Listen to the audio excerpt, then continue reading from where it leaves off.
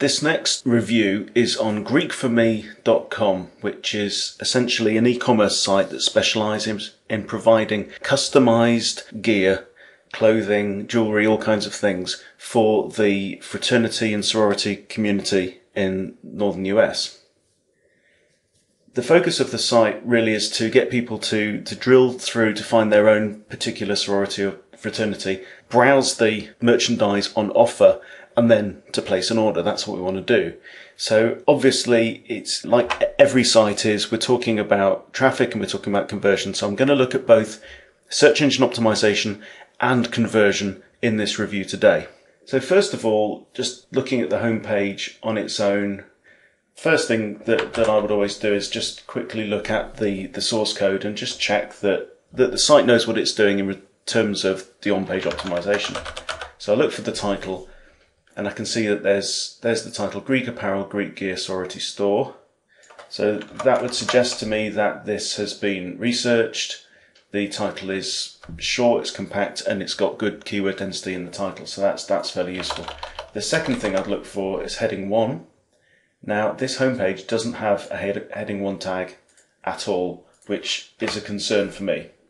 So I don't see why, for example, this text can't be a heading 1, or why we can't have a heading 1 somewhere on the page that describes what the site's for, what it's about, who it's for, gives it a position, and also get some keywords in there. That can only help.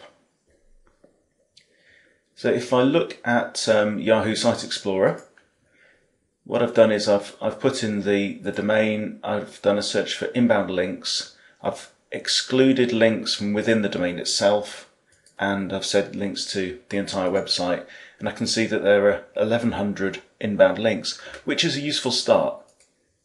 So that's pretty good.